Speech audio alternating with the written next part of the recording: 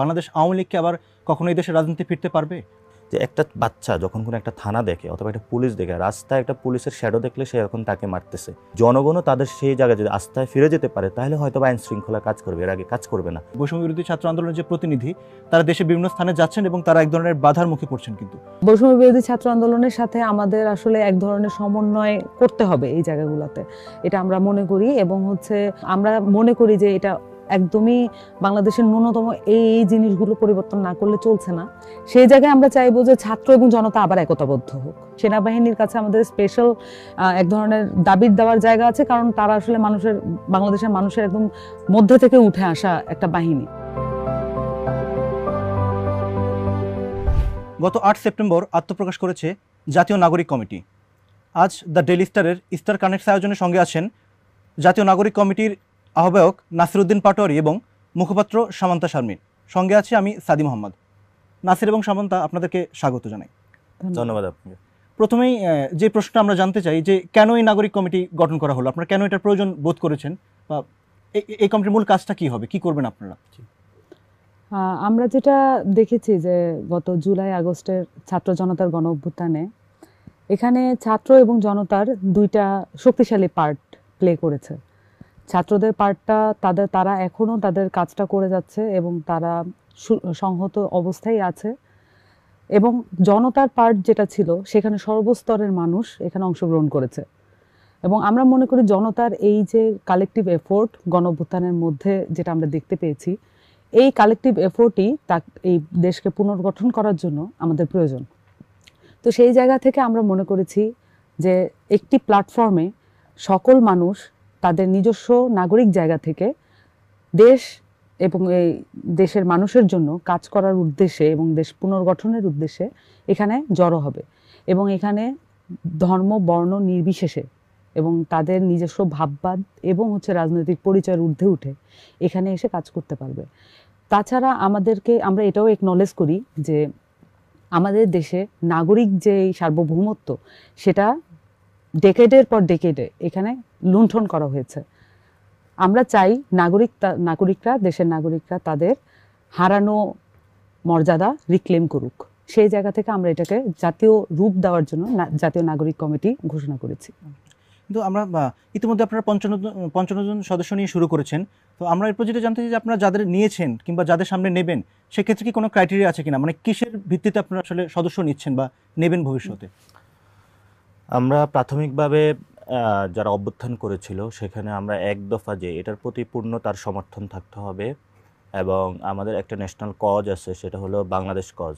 যারা বাংলাদেশের প্রতি কমিটেড থাকবে দল মত ঊর্ধ্বে থেকে, এবং যারা আমরা বিশেষত তরুণ যারা হলো এই আন্দোলনে একটা ভাইটাল রোল প্লে করেছে, এই ক্রাইটেরিয়াগুলো আমরা সেট আপ করেছি। তারপর অনেস্টি, যেগুলো বেসিক যে কমন বিষয়গুলো রয়েছে সেগুলো তো থাকবে একজন মানুষ হিসাবে। তার সাথে সাথে আমরা কোনো ফেসিবাদী রিজিমের কোনো কোলাবোরেটর বা ফেসিবাদী রিজিমের যারা হলো ডিরেক্টলি কাজ করেছে তাদেরকেও আমরা কেউ নিচ্ছি না। যারা আন্দোলনের প্রতি পূর্ণ সমর্থন ছিল এক দফা দাবি, আমরা তাদেরকেই নিচ্ছি। তার মানে আমরা যদি পরিষ্কার করতে চাই, আপনাদের যে ক্রাইটেরিয়াগুলো আছে, তার মানে আপনারা সদস্য যদি কেউ হতে চায় তিনি আবেদন করার পর সেগুলো আপনারা যাচাই বাছাই করবেন, তারপর আপনারা তাকে সদস্য হিসেবে নেওয়ার কথা বিবেচনা করবেন। আচ্ছা, আমরা শুনতে পাচ্ছি যে নতুন রাজনৈতিক বন্দোবস্তের কথা বলা হচ্ছে বারবারই। তো এটা একটু পরিষ্কার করে আমাদেরকে যদি বলতেন যে নতুন রাজনৈতিক বন্দোবস্ত বলতে আসলে কি বোঝাতে চাচ্ছেন, সেটা কেমন হবে আপনার? নতুন রাজনৈতিক বন্দোবস্ত বলতে আমরা যেটা বুঝাচ্ছি সেটা হলো আমাদের ৭১ যে যুদ্ধ হয়েছিল, মহান মুক্তিযুদ্ধ, সেই মুক্তিযুদ্ধের পরে ৭২ নতুন একটা রাজনৈতিক সেটেলমেন্ট হয়েছিল আমাদের বাংলাদেশে। আমরা দেখেছি যে সেটা ফেইল করেছে বিভিন্ন কারণে, এবং সেখানে একদলীয় একটা বাকশাল তৈরি করা হয়েছিল। আমরা যদি ঘটনা পরম্পরা গিয়ে থাকি, ৯০ তো এমন হয়েছিল, কিন্তু বাংলাদেশের মানুষ আশা দেখেছিল নতুন কোনো কিছু হবে, সেটাও ফেল করেছিল। তো আমরা ২৪-এ এসে দেখেছি যে নতুন করে একটা সম্ভাবনার জায়গা তৈরি হয়েছে। সেই সম্ভাবনার জায়গা থেকে বাংলাদেশের মানুষ সর্বস্তরে আবলা বৃদ্ধ বনিতা সবাই হলো মাঠে ছিল, এবং সবাই একটা আমব্রেলার নিচে এসে ফেসিবাদী ব্যবস্থার রিজিমের পতন ঘটিয়েছিল। সেই জায়গা থেকে আমরা মনে করি এবার আমাদের সামনে সুযোগটা এসে যায়, এবং সেই সুযোগকে আমরা কাজে লাগাতে চাচ্ছি। আপনারা ইতিমধ্যে যেটা বলেছেন যে আপনারা কোনো রাজনৈতিক দল নয়, কিন্তু রাজনীতি নিয়েই তো আপনারা কাজ করবেন, মানে রাজনীতি পুনর্গঠনে আপনারা এক ধরনের ভূমিকা রাখবেন। তো আপনারা কি এটা ভেবেছেন যে অন্যান্য যে রাজনৈতিক দলগুলো আমাদের দেশে ইতিমধ্যে বিদ্যমান আছে সেগুলো আপনাদেরকে কীভাবে দেখবে, বা তাদের সাথে আপনারা কীভাবে ডিল করবেন কিংবা মত বিনিময় করবেন, ওটা নিয়ে আপনাদের কোনো পরিকল্পনা আছে কি বা ভাবনা? জি, আচ্ছা, এই ক্ষেত্রে আমরা বলতে চাই যে আমরা আমাদের এই ছাত্র জনতার অভ্যুত্থানকে পুরোপুরি একটা পলিটিক্যাল অ্যাকশন হিসেবে দেখি। আমরা এটা কোনো সোশ্যাল মুভমেন্ট এবং হচ্ছে এটার কোনো মানে এক ধরনের সফট কোনো মুভমেন্ট হিসেবে আমরা দেখি না। এটা পুরোপুরি পলিটিক্যাল একটা অ্যাওয়ারনেসের জায়গা থেকে এটা ক্রিয়েট হয়েছে এবং এটার লেগেসিটা আমরা ধরে রাখতে চাই। এবং আমরা মনে করি যে বাংলাদেশের তরুণদের এক ধরনের মানে একটা দল মতের নির্বিশেষে এক ধরনের একটা জায়গা প্রয়োজন, যেটা আমি পূর্বেই বললাম, সেই জায়গাটা আমরা ক্রিয়েট করতে চাই। এক্ষেত্রে রাজনৈতিক দলগুলোর সাথে অবশ্যই কিছু কনফ্লিক্টিং সিচুয়েশন তৈরি হতে পারে, তাদের সংস্কার প্রস্তাবনা এবং আমাদের সংস্কার প্রস্তাবনা যদি ভিন্ন হয় সেই ক্ষেত্রে। এবং আমাদের সংস্কার প্রস্তাবনা পুরোপুরি পিপলের মধ্যে থেকে উঠে আসবে, এটার সাথে পুরোপুরি জনগণের সম্পৃক্ততা জড়িত এবং হচ্ছে কোনো ধরনের কনফ্লিক্ট অফ ইন্টারেস্ট যাতে না থাকে সেটা আমরা নিশ্চিত করার চেষ্টা করব। তো সেই জায়গায় রাজনৈতিক দলগুলোর সাথে যদি আমাদেরকে বিভিন্ন ফরম্যাটে আলাপ আলোচনা করতে হয়, সেই ডোরটা আমরা ওপেন রেখেছি। সেই ব্রিজটা আমরা উইলিং এই ব্রিজটা আসলে ক্রস করার জন্য। তো এটাই হচ্ছে মানে রাজনৈতিক দলগুলোর সাথে আমাদের এক ধরনের বোঝাপড়া বা সমন্বয় ভিত্তিক এক ধরনের সম্পর্ক হতে পারে। মানে মূল যে ব্যাপারটা আপনি বললেন যে জনগণের সম্পৃক্ততার কথা, সেটা আপনারা নিশ্চিত করবেন কিভাবে?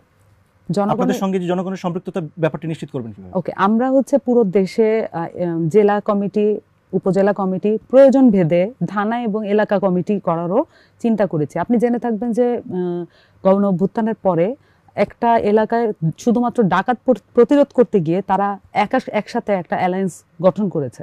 এরকম বিভিন্ন এলাকায় মানুষ একত্র আছে এবং শুধুমাত্র তাদের মধ্যে এই পলিটিক্যাল অ্যাওয়ারনেসটা প্রয়োজন, যে অ্যাওয়ারনেসটা আসলে দেশ পুনর্গঠনের জন্য কাজে লাগবে। এখানে বাংলাদেশে তো আসলে প্রতিষ্ঠান বলেন, রাষ্ট্রযন্ত্রের সমস্ত যন্ত্র এবং আইন শৃঙ্খলা বাহিনী বলে সব কয়টা প্রতিষ্ঠান আসলে নষ্ট করা হয়েছে। তো এগুলো আসলে ঠিক করার জন্য ইভেন বাংলাদেশের সংবিধানকে আমরা যেভাবে দেখতে চাই এবং পুনর্লিখন বলি, এখানে সংস্কার বলি, আর যেই শব্দই বলি না কেন, সেটা যদি করতে চাই আসলে আমাদের এই একতাবদ্ধ জনগণকে আসলে প্রয়োজন। সেই ক্ষেত্রে আমরা আসলে কমিটিগুলোর মাধ্যমে রিচ করার চেষ্টা করব। এছাড়া আমরা আসলে নানান ধরনের রাজনৈতিক উদ্যোগ, শুধু পার্টি না, উদ্যোগ এবং হচ্ছে সামাজিক উদ্যোগের সাথেও বসা, আলোচনা করা, এই পরিসরটা আমরা ক্রিয়েট করার চেষ্টা করছি। কিন্তু এখন দেশে যে প্রচলিত রাজনৈতিক দলগুলো আছে, তো তাদের কার্যক্রমে কিন্তু আমরা জনমানুষের আকাঙ্ক্ষার যে প্রতিফলন সেটা দেখতে পাই না। তো এই ব্যাপারটা নিয়ে আপনারা কাজ করবেন কিনা, কিংবা করলে কিভাবে আপনারা ব্যাপারটা নিয়ে কাজ করবেন? সেটা নিয়ে আমরা বলছিলাম, যেটা হলো একটু আগে আপনার একটা প্রশ্ন করেছিলেন যে নতুন রাজনৈতিক বন্দোবস্ত। সেখানে আমরা বলছি যে এই আন্দোলনে অনেকগুলো ভাষা সৃষ্টি হয়েছে মানুষের। যে একজন সবজিওয়ালা, তার ভাষাটা কী ছিল, একজন রাস্তার পাশে যে রিক্সা চালক, তার ভাষাটা কী ছিল, এভাবে আপনি যদি একজন গবেষক, তার ভাষাটা কী ছিল, প্রত্যেকে একটা আকাঙ্ক্ষা নিয়ে এই গণ অভ্যুত্থানে হলো অংশগ্রহণ করেছিল। এই জনগুলোর ভাষা যখন আপনি একসাথ করবেন, তখন একটা নতুন রাজনৈতিক বন্দোবস্তের আপনি চিন্তা করতে পারবেন। এই মানুষের একটা আকাঙ্ক্ষা ছিল, শহীদদের একটা আকাঙ্ক্ষা ছিল যে মানুষটা নিহত হয়েছে, আহত হয়েছে, সেই জায়গাটা যদি আমরা অ্যাকুমুলেট করতে পারি, এক জায়গায় করতে পারি, তাহলে হয়তো বা বাংলাদেশের আকাঙ্ক্ষার জায়গা থেকে নতুন একটা রাজনৈতিক ব্যবস্থা দাঁড়াবে। এবং সেই মানুষগুলোকে তারা কিন্তু যখন আন্দোলন হয়েছিল একসাথেই ছিল, কিন্তু যখন এই আন্দোলনের 1 মাস হয়েছে, সেই মানুষগুলো আগে অর্গানাইজিং ক্যাপাসিটিতে তাদের আগে সংঘবদ্ধ কোনো শক্তি ছিল না। বিশ্বের ইতিহাসে অন্যতম একটা যে আন্দোলনটা, গণ অভ্যুত্থানটা হয়েছিল, এরকম বিশ্বে অনন্য একটা নজির, যে কোনো অর্গানাইজিং কোনো পলিটিক্যাল ফোর্স ছাড়া এরকম স্বতঃস্ফূর্ত একটা গণ অভ্যুত্থান হয়েছে। সেই গণ অভ্যুত্থানের যে শক্তিগুলো ছিল, সেই শক্তিগুলোর সাথে আমরা উইন্ডোর মাধ্যমে কথা চালাচ্ছি যে তাদেরকে কিভাবে একসাথ করা যায়। তারা তো মাঠে ঐক্যবদ্ধ ছিল, এখন অনেকে বাসায় আছে, বিভিন্ন জায়গায় আছে। আমরা চাচ্ছি সবার সাথে কমিউনিকেট করে আলোচনার মাধ্যমে যে একটা প্ল্যাটফর্মের অধীনে নিয়ে আসা, যে কীভাবে হলো যে গণ অভ্যুত্থানের যে স্পিরিটটা আছে সামনের দিনগুলোতে এটাতে কাজ করা যায়। তো আমরা সবার সাথে কথা বলছি, টক করছি, এবং সামনেও এই আলোচনাটা বিদ্যমান থাকবে। আপনারা যেহেতু রাজনৈতিক ব্যাপারগুলো নিয়ে কাজ করছেন, মানে আপনাদের কি মনে হয় বাংলাদেশ আওয়ামী লীগকে আবার কখনো এই দেশের রাজনীতি ফিরতে পারবে? সেটা তো আমরা দুইটা শব্দ উচ্চারণ করি, একটা হলো রিডিমশন আর একটা রিকনসিলিয়েশন। বাংলাদেশের আওয়ামী লীগের যারা হলো ডিরেক্ট হত্যাকাণ্ডের সাথে জড়িত ছিল, আমরা চাচ্ছি যে তাদের হলো বিচারের আওতায় আনা হোক এবং সেই বিচারটা আন্তর্জাতিক মানদণ্ড মেনেই হোক। দ্বিতীয় একটা বিষয় হলো যারা আওয়ামী লীগের হলো লোয়ার লেভেলে রয়েছে, যারা আওয়ামী লীগকে সাপোর্ট দিয়েছিল, মৌন সমর্থন দিয়েছে, সেখানে হলো আওয়ামী লীগ একটা বিগ অর্গানাইজেশন হিসাবে দায়বদ্ধ জাতির কাছে। সেই জায়গা থেকে আমরা মনে করি সংগঠন এবং ব্যক্তি দুইটা আকারে আওয়ামী লীগকে বিচারে কাঠগড়ায় দাঁড়া করানো উচিত।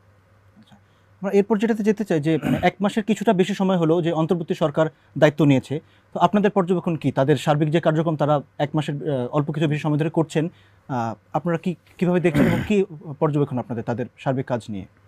দেখুন, এতে কোনো সন্দেহ নাই যে এটা ছাত্র জনতার অভ্যুত্থানের মধ্য দিয়ে এক ধরনের নির্বাচিত সরকার। আমরা পিপলস উইলের ব্যাপারটা কোনো ধরনের লিখিত ডকুমেন্টের চেয়ে ঊর্ধ্বে রাখি। পিপলস উইল এখানে তাদেরকে ক্ষমতায় বসিয়েছে এবং তাদেরকে একদম সুনির্দিষ্ট কিছু কাজ করার জন্য বলেছে। এবং সবচেয়ে বড় ব্যাপার হচ্ছে যে বাংলাদেশকে একটা নির্বাচনের জন্য রেডি করা। বাংলাদেশকে নির্বাচনের জন্য রেডি করা কাজটা মোটেও সহজ না, এবং এখানে অসংখ্য ছোট বড় অসংখ্য কাজ আছে যেগুলো আসলে কমপ্লিট না করলে আসলে বাংলাদেশের জনগণকে তার যে স্বতঃস্ফূর্ত এক্সপ্রেশন, রাজনৈতিক এক্সপ্রেশন, ভোট দেওয়া, এইটা আসলে নিশ্চিত করা সম্ভব না যদি না আমি এখানে রাষ্ট্রের প্রত্যেকটা প্রতিষ্ঠানকে স্বতন্ত্র করি, প্রত্যেকটা প্রতিষ্ঠানের যে অর্পিত দায়িত্ব, সেই দায়িত্বের জবাবদিহিতা চেক অ্যান্ড ব্যালেন্সে আনি, এবং হচ্ছে আমাদের এখানে যত রকমের আইন ও স্বার্থ জনগণের স্বার্থ সংশ্লিষ্ট যত নীতিমালা আছে এগুলো আবার চেক করে যে এর মধ্যে জনবিরোধী কোনো উপাদান আছে কিনা,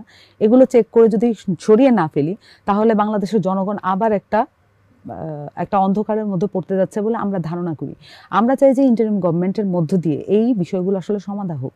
সেই জায়গা থেকে আসলে মাত্র 1 মাস অতিবাহিত হয়েছে এবং আসলে ইন্টারিম গভর্নমেন্টের আমরা এখনকার পারফরমেন্সে আমরা মনে করি যে কিছু কিছু জায়গায় খুবই ল্যাকিং আছে। কমিশনগুলো গঠিত হয়েছে, এটা খুবই দারুণ খবর, এবং আমরা চাই যে এটা দ্রুততম সময়ের মধ্যে কাজ করুক।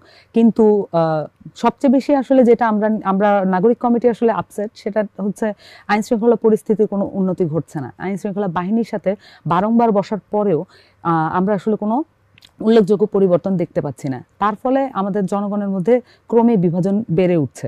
সো আমরা আসলে বিভাজনের রাজনীতিটা এখানে খুব সিরিয়াসলি আমরা মনে করি যে এটা আসলে মানুষের মধ্যে আমরা রাখতে চাই না। এখানে যদি রাষ্ট্রপক্ষ থেকে এরকম এগুলো ডিল করা না হয়, আমরা মনে করি আসলে জনগণের, সরকারের বিরুদ্ধেও জনগণ রুখে দাঁড়াতে পারে। জনগণের সেই পিপলস উইল আছে। আপনি যেটা বললেন যে সরকারের পক্ষ থেকে আইন শৃঙ্খলা বাহিনীর সঙ্গে একাধিকবার বসা হয়েছে, তারপর কোনো সমাধান বা উন্নতি দেখা যায়নি। আপনারা কেটে নিয়ে কোনো কিছু ভেবেছেন যে কি করণীয় হতে পারে? এই যে সার্বিক যে পরিস্থিতি, আইন শৃঙ্খলার পরিস্থিতি, সেটা মোকাবেলায় কি করণীয় হতে পারে? এটা বেসিক্যালি হলো জনগণের একটা, যেভাবে হলো আন্দোলনের স্বতঃস্ফূর্ত অংশগ্রহণ ছিল, সেখানে তারা চেয়েছে যে নতুনভাবে কোনো পরিবর্তন হোক। আইন শৃঙ্খলা বাহিনী লাস্ট 15 ইয়ার্সে তারা জনগণের ট্যাক্সের টাকায় মানুষের উপর অস্ত্র চালিয়েছে, সেখানে মানুষ তাদের উপরে ক্ষুব্ধ হয়েছে, ক্ষুব্ধতার জায়গা থেকে তাদের প্রতি অনেক অন্যায় অবিচার হয়েছে। কিন্তু আইন শৃঙ্খলার জায়গা থেকে তারা তাদের সেই অতীত ইতিহাস ভুলে যারা অপরাধ করেছে ডিরেক্টলি তাদেরকে তো বিচারের আওতায় আনতে হবে, বাকি যারা রয়েছে তাদের সেই ট্রাস্টের জায়গাটা আসতে হবে। জনগণের মধ্যে তারা গিয়ে ট্রাস্ট বিল্ড আপ করতে হবে, তাদের রিডিমশনগুলো করতে হবে, দেন জনগণ তাদের সাথে একটা রিকনসিলিয়েশন করতে হবে। সো এই জায়গা থেকে আমরা নাগরিক কমিটি থেকে চিন্তা করতেছি যে যে বাহিনীগুলো রয়েছে তাদেরও একটি কর্তব্যবোধ রয়েছে জনগণের সাথে বসা আলোচনা করা, জনগণেরও তাদেরকে একটু ট্রাস্ট বা আশ্বাস দেওয়ার জায়গা রয়েছে। যদি এটা আমরা এনশিওর করতে পারি তাহলে হয়তো আমাদের যে সুন্দর একটি প্রতিষ্ঠান সেটা কাজ শুরু করতে পারবে। সো আমরা চাচ্ছি সরকারের পক্ষ থেকে এই ল্যাকিংগুলো নিয়ে কাজ শুরু করা হোক, এবং আমরাও আমাদের নাগরিক কমিটির পক্ষ থেকে জনগণকে আহ্বান জানাবো যে আইন শৃঙ্খলা বাহিনীকে আপনারা বিশ্বাসের জায়গায় নিয়ে আসুন। আইন শৃঙ্খলা বাহিনীকে আহ্বান জানাবো জনগণের সাথে মিশে আপনারা সেই বিশ্বাসের জায়গা নিয়ে আসুন। আমি লাস্ট একটা কথা বলে এই পয়েন্টটা শেষ করব, যে একটা বাচ্চা যখন কোনো একটা থানা দেখে অথবা একটা পুলিশ দেখে, রাস্তায় একটা পুলিশের শ্যাডো দেখলে সে এখন তাকে মারতেছে, আপনারা বিভিন্ন সোশ্যাল মিডিয়াতে দেখতে পাচ্ছেন। পার্সোনালি আমিও যখন একটা থানা দেখি তখন আটকে উঠি, কিন্তু একটা থানা তো নির্ভরতার প্রতীক হওয়ার কথা। তো আইন শৃঙ্খলা বাহিনী ওই জায়গায় যদি তারা রিফরমেশনের মাধ্য দিয়ে একটা নির্ভরতার প্রতীক হয়ে উঠতে পারে এবং জনগণও তাদের সেই জায়গায় যদি আস্থায় ফিরে যেতে পারে, তাহলে হয়তো আইন শৃঙ্খলা কাজ করবে, এর আগে কাজ করবে না। তো সেই জায়গা থেকে জনগণ, আইন শৃঙ্খলা এবং সরকার এই তিনটি অংশ একসাথে কাজ করার জন্য, ট্রাস্টের জায়গায় আসার জন্য সবাইকে আমরা নাগরিক কমিটির পক্ষ থেকে আহ্বান জানাচ্ছি, এবং আমরা নিজস্ব দায়িত্ববোধ থেকে আমরাও মাঠে নেমে ইনশাল্লাহ এই বিষয়ে কাজ করব। তাহলে আপনি মূল যে কথাটা বললেন যে জনগণ, সরকার এবং আইন শৃঙ্খলা বাহিনী তিনের মধ্যে একটা সংযোগ ঘটানো, এটা নিয়ে আপনারা কোনো কাজ, আপনারা কিভাবে কিছু করতে পারেন, মানে আপনাদের পরিকল্পনা আছে কোনো এই কাজটা? আমরা জনগণের কাছে যাব, জনগণের কাছে গিয়ে তাদেরকে বলবো যে আমাদের একটা প্রফেশনাল অর্গানাইজেশন প্রয়োজন, এটা স্টেটের একটা অর্গান, এবং স্টেটের অর্গানকে আমাদের ট্যাক্সের টাকা এগুলো চলে, তাদেরকে আমাদের শক্তিশালী করতে হবে। যারা অপরাধ করেছে তাদেরকে আমরা আইনের হাতে বা বিচার প্রক্রিয়ার মধ্যে নিয়ে জনগণের সাথে আইন শৃঙ্খলা যে বাহিনী একটি কানেক্টিং তৈরি করব। আমরা সেই কানেক্টিংয়ের মধ্য দিয়ে সরকারের যে ডিসিশন মেকিং বডি রয়েছে তাদেরকে বলবো যে কিভাবে নতুন করে জনগণ, সরকার এবং তাদের এই ডিসিশন মেকিং একটি তিনটা সমন্বয় ঘটিয়ে নাগরিক কমিটি তিনটা জায়গাতে তিনজনের সাথে বসেই একটি কিভাবে নতুনভাবে আলোচনা প্রক্রিয়ার মধ্য দিয়ে থানাগুলো নতুনভাবে রিএস্টাবলিশ করা যায় এবং আইন শৃঙ্খলা বলে ট্রাফিক থেকে শুরু করে সব জায়গায় কাজ করা যায়, আমরা আমাদের উদ্যোগগুলো দ্রুতই গ্রহণ করব। আচ্ছা, আপনারা ইতিমধ্যে বলেছেন যে সার্বিক বিষয়গুলো নিয়ে কাজ করার ব্যাপারটা বলেছেন এবং বলেছেন যে অন্তর্বর্তী সরকারকেও এক ধরনের জবাবদিহির মধ্যেই যাতে থাকা যায় সেটা নিশ্চিত লক্ষ্যে আপনারা কাজ করবেন। মানে অন্তর্বর্তী সরকারের সাথে আপনাদের যোগাযোগটা কিভাবে হয়, মানে আপনাদের বার্তাগুলো আপনারা পৌঁছান কিভাবে সেখানে? আমরা তো জনগণের পক্ষ থেকে কথা বলছি, আমরা তাদেরকে বার্তা পৌঁছানোর ক্ষেত্রে দুইটা বিষয়, একটা হলো যোগাযোগ, আরেকটা হলো আলোচনা, আরেকটা হলো পর্যালোচনা। সেই ক্ষেত্রে হলো আপনারা যারা বিভিন্ন মিডিয়া রয়েছেন, আপনারা রাষ্ট্রের স্টেটের জায়গা থেকে আপনারা 5th পিলার বা 4th পিলার আপনাদেরকে বলা হয়ে থাকে, সেখানে মিডিয়া রয়েছে, জনগণের কথা বলার যে জায়গাগুলো রয়েছে সেটা অফলাইন হোক অনলাইনে হোক, আমরা সেই জনগণের মধ্যে সেই দোতনাটা ক্রিয়েট করব এবং দোতনাটা ক্রিয়েট করকে জনগণের যে ভয়েসটা আছে সরকার কাছে পৌঁছে দেওয়ার চেষ্টা করব এবং সরকারকেও আহ্বান জানাচ্ছি সেই জনগণের যে ভাষা রয়েছে, আন্দোলনও যে ভাষাগুলো আপনারা দেখেছেন সেই সময় শোনা হয় নাই, এখন তাদেরকে শোনার মানসিকতায় এসেই যে চ্যানেলগুলো রয়েছে সেই চ্যানেলগুলো থেকে তাদেরকেও শোনার জন্য আহ্বান জানাচ্ছি আমরা। আচ্ছা, আমরা যদি শেষ আন্দোলনটার কথা বলি, জুলাই যেই আন্দোলনটা ঘটলো, শুরু থেকে বৈষম্য বিরোধী ছাত্র আন্দোলন যে সংগঠন, সেটার কথা আমরা সবাই শুনেছি, জানি, সেটা খুব পরিচিত, সারা দেশব্যাপী খুব পরিচিত। সাম্প্রতিক যেই বিষয়টা আমরা খেয়াল করেছি যে বৈষম্য বিরোধী ছাত্র আন্দোলনের যে প্রতিনিধি, তারা দেশে বিভিন্ন স্থানে যাচ্ছেন এবং তারা এক ধরনের বাধার মুখে পড়ছেন। কিন্তু তো আপনারাও একটু আগে বললেন যে আপনারাও সারা দেশেই আপনাদের কার্যক্রম চালাবেন এবং আপনারাও যাবেন, তো আপনারাও সেক্ষেত্রে কোনো বাধায় পড়তে পারেন কিনা বা ওই ব্যাপারটা নিয়ে আপনারা ভেবেছেন কিনা, পড়তে পারেন কিনা, এবং পড়লে আপনারা সেটা কীভাবে তখন মোকাবেলা করবেন? জি আপু। আচ্ছা, এক্ষেত্রে হচ্ছে বৈষম্য বিরোধী ছাত্র আন্দোলনের নেতৃত্বে গণ অভ্যুত্থান সংগঠিত হয়েছে, কিন্তু সর্বস্তরের জনতা যেখানে অংশগ্রহণ করেছে সেই জায়গাটা তো আসলে আমরা বলছি যে আমরা ওই জায়গাটা কাজ করব। এখন বৈষম্য বিরোধী ছাত্র আন্দোলনের সাথে আমাদের আসলে এক ধরনের সমন্বয় করতে হবে এই জায়গাগুলোতে, এটা আমরা মনে করি। এবং হচ্ছে আমাদের জায়গা থেকে আমরা আসলে এতটাই আসলে প্রেশার ফিল করছি, আমরা দায়িত্বের জায়গা থেকে এতটাই প্রেশার ফিল করছি যেহেতু আমরা ঘোষণা দিয়েছি এবং আমরা মনে করি যে এটা একদমই বাংলাদেশের ন্যূনতম এই জিনিসগুলো পরিবর্তন না করলে চলছে না। সেই জায়গায় আমরা চাইবো যে ছাত্র এবং জনতা আবার একতাবদ্ধ হোক। আমরা চাইবো যে এলাকায় এলাকায় যখন আমরা সফরে যাব, এটার তো আমাদের কিছু নীতিমালা আমরা ঠিক করেছি, এই নীতিমালার মধ্যে থেকেই আমরা আসলে ওয়ার্কটা করব। সেই জায়গায় আসলে আমরা তাদের সাথেও সমন্বয় এবং হচ্ছে জনগণের সাথে পূর্বের একটা সমন্বয় মিল করেই আমরা আসলে এই এলাকাগুলোতে কাজ করতে চাই। আর মোটামুটি এটাই হচ্ছে আমাদের এই মুহূর্তে জনগণের সাথে এবং ছাত্রদের সাথে সমন্বয়ের একটা পরিকল্পনা। এটার ক্ষেত্রে আমি একটু বলি, আপনি যে বিষয়টা বলছেন বৈষম্য বিরোধী ছাত্র আন্দোলন বিভিন্ন জায়গায় প্রতিবন্ধকতার শিকার হচ্ছে, আমরা এটা সারফেস লেভেলে দেখছি, কিন্তু ইনার দ্য সেন্সে আমরা যদি দেখি দুইটা ইস্যু এখানে কাজ করে, একটা হলো মতবাদ আর একটা হলো দলীয় বিবাদ। কারণ যখন একটা প্ল্যাটফর্ম গঠন হয় তখন এখানে সকল মানুষ হলো অংশগ্রহণ করে, কিন্তু যখন একটা ঐক্যবদ্ধ দাবির বিরুদ্ধে কোনো কিছু ঘটে যায় সেটার পর ওই মানুষগুলো স্বকীয় সত্তায় হলো নিজেকে হলো নতুনভাবে হলো পরিচয়ের মধ্য দিয়ে আইডেন্টিফাই করতে চায়। তো সেক্ষেত্রে যে দলীয় বিবাদ রয়েছে, আমরা সকল দলের সাথে হলো বসতেছি, আমরা বলতেছি যে আমাদের যে এক দফা দাবি রয়েছে সেখানে আমরা কোনো দলীয় বিভেদ দেখতে চাই না। আরটা যে মতবাদের বিভেদ সেটা হলো যার যার মতবাদ তার কাছে, কিন্তু বাংলাদেশ কজে যদি কেউ আমাদের সামনে দাঁড়ায় সেখানে আমরা তাদেরকে বলবো আমরা বাংলাদেশ কজে আছি, সেখানে আপনারা আপনাদের জায়গা থেকে দল এবং আপনাদের যে মতাদর্শ রয়েছে সেই বিভেদটা দূর করে একসাথে আসুন। সো আমাদের এই দুইটা প্রতিবন্ধকতা, আমরা এই দুইটা প্রতিবন্ধকতায় কাজ করছি অলরেডি, আমাদের কমিটিতে কাজ করতেছি এবং সামনেও আমরা এই দুইটা জায়গাতে কাজ করব। যদি আমরা এটা সলিউশন করতে পারি, বাংলাদেশ আশা করি তার যে গ্লোরিয়াস জায়গা যেতে ইচ্ছুক বা শহীদদের যে আকাঙ্ক্ষা সেখানে ফিরে যেতে পারবে। আচ্ছা, এবার আমরা আরেকটা প্রসঙ্গে আসি যে গত 5 অগস্ট শেখ হাসিনা প্রধানমন্ত্রীর পদ থেকে পদত্যাগ করে দেশ ছাড়লেন। তো 5 অগস্ট থেকে যদি আমরা শুরু করে দেখতে যাই যে এখন পর্যন্ত সেনাবাহিনীর সার্বিক কার্যক্রম আপনারা কীভাবে দেখছেন, এবং কিছু কিছু ক্ষেত্রে এমন কথা বলা হয়েছে বা শোনা গেছে যে তাদের এক ধরনের নিষ্ক্রিয়তা ছিল, এই ব্যাপারটা আপনারা কীভাবে দেখছেন বা আপনাদের ভাবনা কি বিষয়টি নিয়ে? আচ্ছা, এই ক্ষেত্রে যেটা হয়েছে যে সেনাবাহিনীর প্রতি বাংলাদেশের মানুষের আস্থা একটা বড় জায়গা জুড়ে আছে।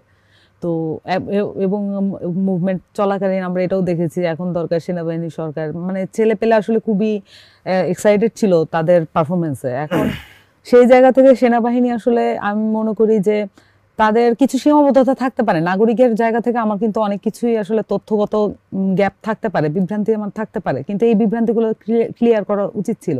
এবং আমরা আসলে তাদেরকে এই মুহূর্তে মানে বাংলাদেশের এই একদম ধরেন একটা গণঅভ্যুত্থানের সরকার যখন আসে এবং আগের সরকারটা যখন চলে যায়, ক্যাবিনেট যখন ভেঙে যায়, তখন হচ্ছে একদম প্রায়োরিটি বেসিসে হচ্ছে মানুষের জানমালের নিরাপত্তা, এটা কাউকে বলতে হয় না, এবং এটা পৃথিবী সবাই জানে জানমালের নিরাপত্তা হচ্ছে প্রথম। কিন্তু আজকে 1 মাসের বেশি হয়ে গেল এই জিনিসটা নিশ্চিত করতে পারছে না। তো আমরা আসলে এই জিনিসগুলো আমরা চাই যে ওনারা দ্রুত অ্যাড্রেস করুক। সেনাবাহিনীর কাছে আমাদের স্পেশাল এক ধরনের দাবির দেওয়ার জায়গা আছে, কারণ তারা আসলে বাংলাদেশের মানুষের একদম মধ্যে থেকে উঠে আসা একটা বাহিনী। তো তারা সেই জায়গাটা অনেকটাই পালন করেছে, কিন্তু আমরা চাই না যে এমন কোনো সিচুয়েশন ক্রিয়েট হোক যে ওই সিচুয়েশনের মধ্যে দিয়ে তারা বিতর্কিত হয়ে যাক। আমরা চাই যে তারা তাদের দায়িত্ব পালন করুক, যেভাবে তারা প্রশংসিত হয়েছে সামনের দিনগুলোতেও তারা সেভাবেই প্রশংসিত হোক। এখানে আমি একটু অ্যাড করব, সক্রিয়তা আর একটা নিষ্ক্রিয়তা আপনি যে কোশ্চেন করছেন। একটা মানুষ, সেনাবাহিনী আমরা মনে করি একটা দেশপ্রেমিক জনতার মানে একটা অর্গানাইজড ফোর্স, সেখানে সেনাবাহিনীকে নিয়ে অনেক কোশ্চেন থাকতে পারে, কিন্তু আমি যখন প্রতিষ্ঠান আকারে যখন চিন্তা করব, সেনাবাহিনীকে আমরা চাইব শক্তিশালী করতে, এবং এই প্রতিষ্ঠানের বিকল্প আমাদের নেই। মেন্টালি তারা সক্রিয়তার জায়গা আছে, কিন্তু টেকনিক্যাল কিছু প্রবলেম আছে সেনাবাহিনীর জায়গা থেকে। সেনাবাহিনী থানাতে সিভিল ফরমেশনে কখনো কাজ করে না, এবং তাদের লেথাল উইপন হলো তাদের ইউজ করতে হয়, এবং তাদের ট্রেনিংটাই ওইভাবে করা।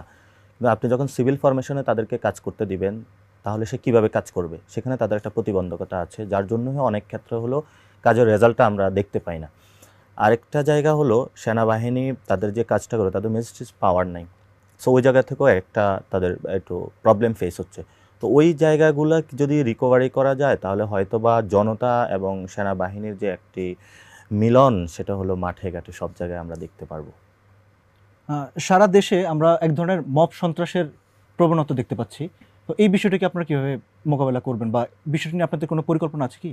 আচ্ছা, এই ক্ষেত্রে নাগরিক কমিটির আসলে একটা বড় ভূমিকা রাখার সম্ভাবনা আছে। তো অদূর ভবিষ্যতে আমরা চাইবো যে প্রত্যেকটা এলাকায় এরকম পিপলসের যে একটা কানেকশন নাগরিক কমিটির মাধ্যমে, এটা আমরা চাইবো। বাকিটা হচ্ছে আমাদের সাথে আমরা আসলে কতটুকু বোঝাপড়ার ভিত্তিতে একত্র হতে পারি, সেটা অনেকটাই বিষয়। তো আমরা চাইবো যে এই কমিটিগুলো যদি কার্যকর হয় এবং ওয়ার্ক করা শুরু করে, সেই ক্ষেত্রে যখন যেখানেই আসলে মব সন্ত্রাসের এই জায়গাগুলো তৈরি হবে বা সিচুয়েশনটা ক্রিয়েট হবে, তখনই যাতে একটা দায়িত্বশীল বডি ওখানে গিয়ে কোনো মানে এক ধরনের ডায়ালগের মধ্যে যেতে পারে। আমরা মনে করি যে এখানে গণ আলোচনার একটা আমাদের কালচার তৈরি করা উচিত এই কারণে যে আমরা আসলে নানান ধরনের নিপীড়ন, সন্ত্রাস এবং বঞ্চনার মধ্যে দিয়ে আমাদের সবারই এক ধরনের একটা সোশ্যাল ট্রমা তৈরি হয়েছে, আমাদের এক ধরনের জাতিগত ট্রমা তৈরি হয়েছে। তো এই জায়গাগুলো আসলে যেতে সময় লাগবে, কিন্তু আমাদের আসলে যেই মানে সন্ত্রাসের মধ্যে দিয়ে এটা আসলে আমরা তাড়াতে পারবো না। আমাদের আলোচনার মধ্যে দিয়ে, সুস্থির মনোভাবের মধ্যে দিয়ে এগুলো মানে দূর করার জন্য এফোর্ট নেওয়া উচিত। তো আমরা এখানে নাগরিক কমিটিকে একটা গুরুত্বপূর্ণ রোল প্লে করতে দেখব সামনে, ইনশাল্লাহ সেটা আমরা আশা করছি। আর এই মুহূর্তে আসলে মব জাস্টিস, একেবারে মব সন্ত্রাস যেটাই আমরা বলি না কেন, সেটা একেবারেই কাম্য না। এটার ব্যাপারেও আসলে সরকারকে সজাগ দৃষ্টি রাখতে হবে এবং দ্রুততম সময়ের মধ্যে এগুলো বন্ধ করতে হবে, স্টেপস নিতে হবে। আমরা চাই না যে গণঅভ্যুত্থানের সরকার বিতর্কিত হোক। এবং সেখানে হলো সবচেয়ে আমাদের প্রয়োজন হলো সংঘবদ্ধ রাজনৈতিক জনগোষ্ঠী, যেটা হলো আন্দোলনের মধ্যে আমরা দেখেছি। সেই সংঘবদ্ধ রাজনৈতিক জনগোষ্ঠী বিভিন্ন জায়গায় এখন বিক্ষিপ্তভাবে আছে। যদি তাদেরকে একসাথ করা যায়, তাহলে হয়তো মব জাস্টিস বন্ধ করা পসিবল, এবং সেটার জন্য আমরা কাজ করছি। আপনারা গণপরিষদ গঠনের কথা বলছেন, সেটা কিভাবে হবে এবং সেটা কি আগামী জাতীয় নির্বাচনের আগেই হওয়া প্রয়োজন কিনা বা উচিত কিনা, এটা নিয়ে আপনারা কি ভাবছেন? আমরা গণপরিষদের যে আলোচনাটা, সেটা এসেছে সংবিধান বিতর্ক থেকে। আমরা বলি যে নতুন সংবিধান এই গণঅভ্যুত্থানে যে শহীদ এবং আহতদের যে আকাঙ্ক্ষা, সেই আকাঙ্ক্ষাকে বাস্তবায়নের জন্য আমরা একটা নতুন সংবিধান চাই। সেই নতুন সংবিধানের জন্য আমরা একটি সংবিধান সভা আলোচনা করব। সেই সংবিধান সভার মধ্য দিয়ে জনগণের যে রায় প্রতিফলিত হবে, সেটার মধ্য দিয়ে কি গণপরিষদ হবে নাকি পার্লামেন্ট হবে? অনেকগুলো এখন আছে যে গণপরিষদ, পার্লামেন্ট হতে পারে, অথবা এর আগে কোনো নির্বাচন হতে পারে কিনা, যেগুলোর মধ্য দিয়ে মানুষের একটা মৌলিক সম্মতি নেওয়া উচিত যে আমরা সংবিধান পরিবর্তন করব নাকি কতটুকু কি করব, নতুন করে লিখিত করব নাকি করব না। সো ওই জায়গা থেকে আমরা মনে করি গণপরিষদ একটি আবশ্যক বিষয়, যেখানে হলো সকল দল, মতবাদ এবং কোনো বিভেদ ছাড়া বাংলাদেশের সকল মানুষের অংশগ্রহণ থাকবে, এবং সেই জায়গাতে গণপরিষদ একটা অতীব জরুরি বিষয়, এবং গণপরিষদ ছাড়া আসলে সংবিধানে যাওয়া উচিত না বলে আমরা মনে করি। যেহেতু সংবিধান সংস্কারের কথা, সংবিধান সংস্কার বা পুনর্লিখন যেটাই করা হোক না কেন, সেক্ষেত্রে আপনাদের ভূমিকা কি হতে পারে, মানে জাতীয় নাগরিক কমিটির ভূমিকা কি হতে পারে? জাতীয় নাগরিক কমিটি, সেখানে আমরা মনে করি যে আমাদের 3 স্কেলে হলো আমাদের কাজ করতে হবে। একটা হলো সাংস্কৃতিক, একটা হলো রাজনৈতিক, আর একটা হলো আমাদের সোশ্যালি কাজ করতে হবে। কারণ আমার সমাজটা পুরাই পচে গেছে 15 ইয়ার্স এবং প্রিভিয়াস ইয়ার্স থেকে।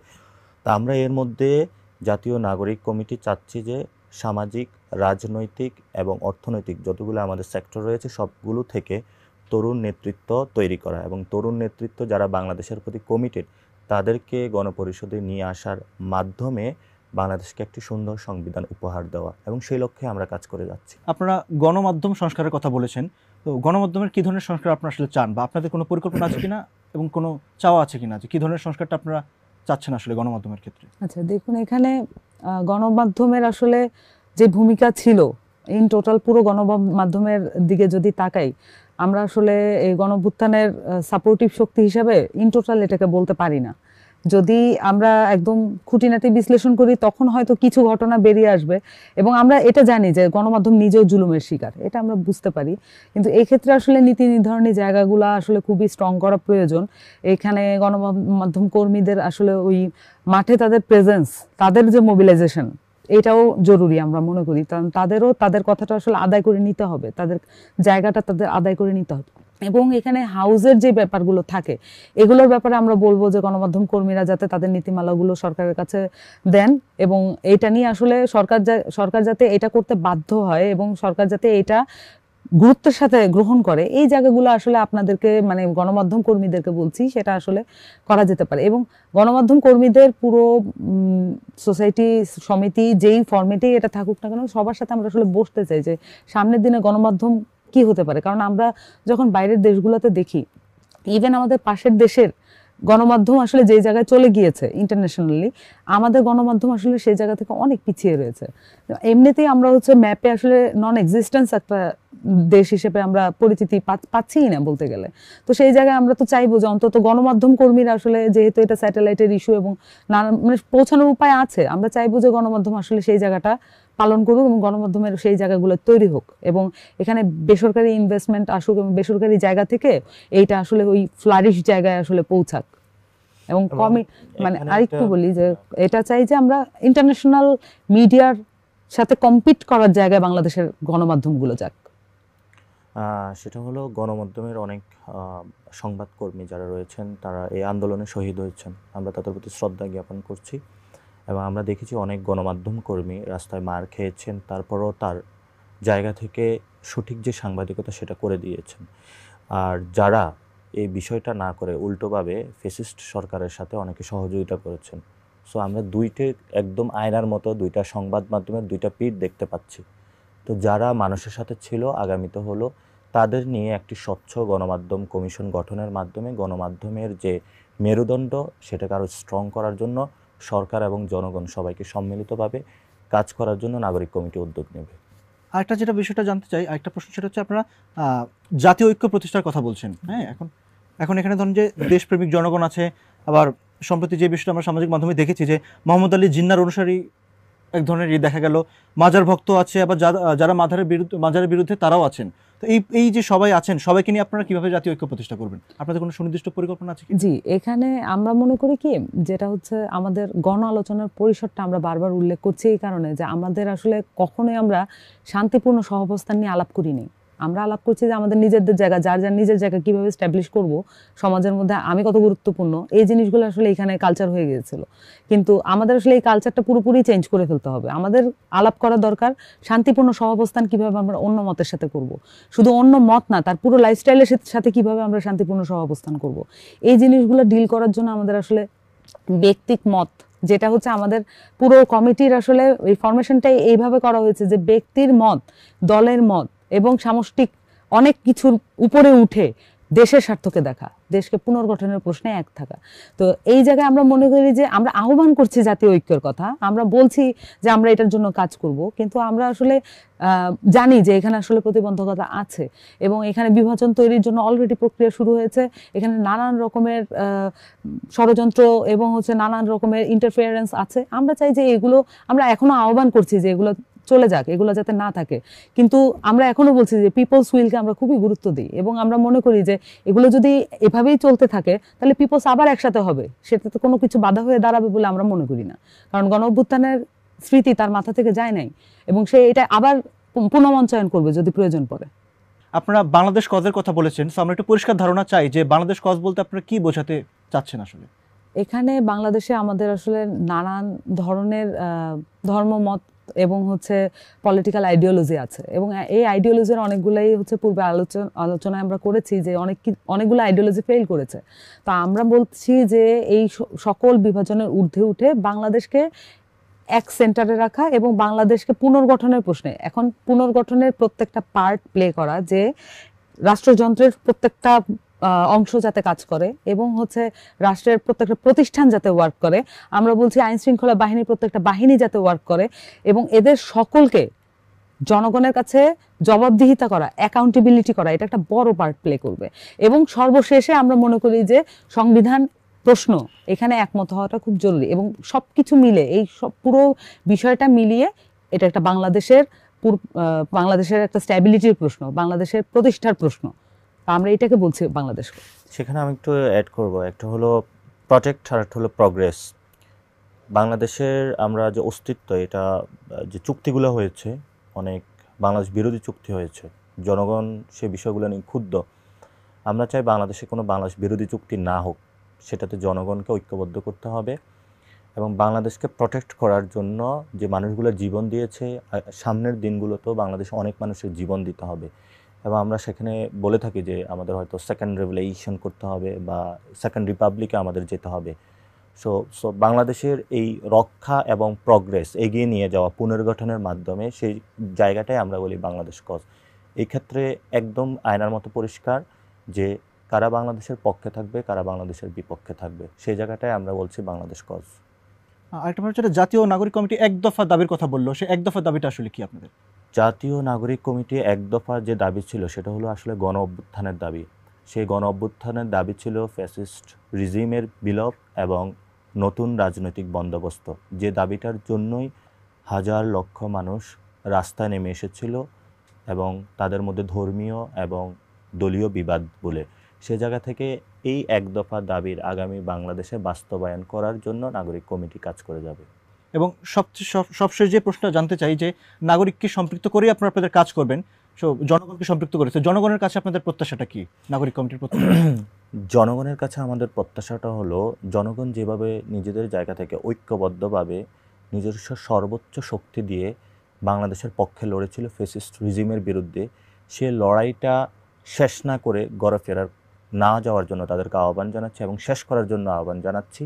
এবং বাংলাদেশে শুধু শেষ না, তাদের লড়াইটা শেষ না, নতুন একটা দায়িত্ববোধের জায়গা থেকে একটা নতুন তার আগত যে ফিউচার যে জেনারেশন, তাদেরকে একটা নতুন রাজনৈতিক, অর্থ এবং সামাজিক ব্যবস্থা তাদেরকে দিয়ে তারপরে সেই জায়গা থেকে তাদের ফিউচার জেনারেশনকে রক্ষা করার আহ্বান জানাচ্ছি।